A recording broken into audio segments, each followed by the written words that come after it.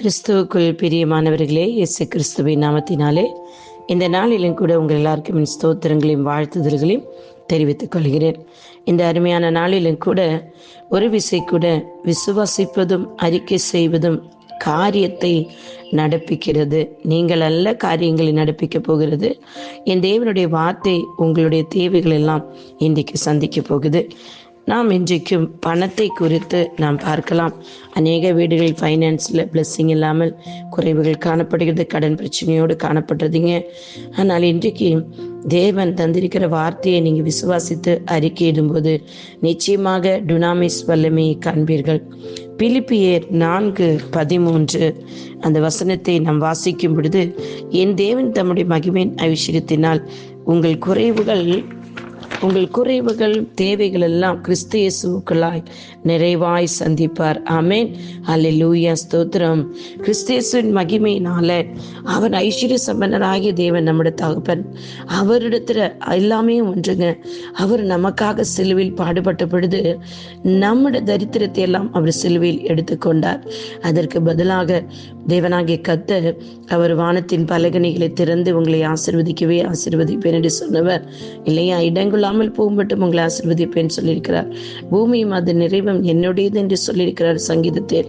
அப்படிப்பட்ட தேவனுடைய பிள்ளைகளாகிய உங்களுக்கும் எனக்கும் அவர் சொல்லுகிறார், தேவன் தம்முடைய ஐஸ்வர்யத்தினால், அவருடைய மகிமையின் ஐஸ்வர்யத்தினால், சாதாரண ஐஸ்வர்யம் அல்ல, மகிமையின் ஐஸ்வர்யத்தின்படி உங்களுடைய குறைவுகளும் காணப்படுகிறது.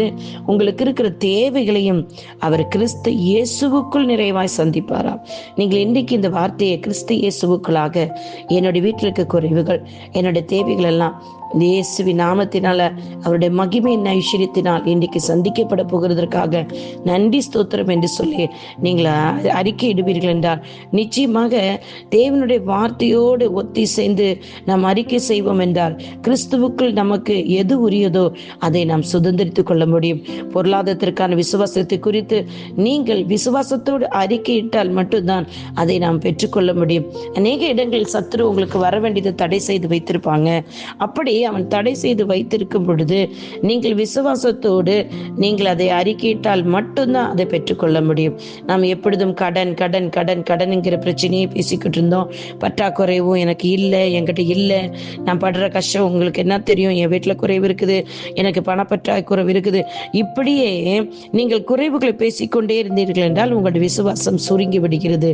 ஆனால் என் தேவன் தம்முடைய மகிமையின் ஐஸ்வர்யத்தினால் கிறிஸ்து இயேசுவுக்களாக என்னுடைய குறைவுகளையும் என்னுடைய தேவைகளையும் அவர் இன்றைக்கே இப்பொழுதே இயேசு கிறிஸ்துவுக்குள் நிறைவாய் எனக்கு சந்திப்பார். எனக்கு அந்த ஆசீர்வாதம் கிடைக்கும். நான் இன்றைக்கு அதை பெற்றுக்கொண்டேன். நான் கடனாளியா இருக்க மாட்டேன், நானும் கடன் கொடுப்பேன், நான் கடன் வாங்க மாட்டேன். அந்த வார்த்தைகள் எல்லாம் நீங்கள் விசுவாசித்து அறிக்கையிடுவீர்கள் என்றால் நிச்சயமா இந்த நாளிலும் நீங்கள் அற்புதம் அதிசயங்களை காண்பீர்கள். கர்த்தர் இந்த வார்த்தையின்படி உங்களுடைய தேவைகளை அவர் நிறைவேற்றுவாராக. உங்களுடைய சுய பலத்திலோ சுய முயற்சியிலோ உங்களுடைய ஞானத்திலோ நீங்கள் சம்பாதித்த சம்பாத்தியங்கள் அல்ல எதுவுமே. தேவன் கொடுத்தவர் ஞானம், தேவன் கொடுத்தவர் பலன், தேவன் கொடுத்தவர் இல்லையா? ஸோ அவைகள் எல்லாமே அவரே சம்பாதிக்குவதற்கும் சேர்த்து வைப்பதற்கும் மீதம் எடுக்குவதும் மற்றவர்கள் கொடுப்பதற்கும் எல்லாவற்றிற்கும் தேவன் உதவி செய்வர். ஏழைக்கிறங்கிறவன் கர்த்தருக்கு கடன் கொடுக்கிறான். நீங்கள் நிச்சயமா கர்த்தருடைய வார்த்தைக்கு கீழ்ப்படிந்து வார்த்தைகளை அறிக்கையிடுங்கள். ஏழைக்கிறவன் கர்த்தர் கடன் கொடுக்கிறான். ஒரு ஏழைக்கு கொடுத்து பாருங்கள், நிச்சயமாக உங்களுடைய ஐஸ்வர்யம் பெருகும். கர்த்தர் தாமே உங்களை ஆசீர்வதிப்பாராக. உங்களுடைய சகோதரி Sheela Rosario. God bless you all. உங்கள் குறைவுகள் இன்றைக்கு கிறிஸ்து இயேசுவுக்குள் நிறைவாகட்டும். ஆமென்.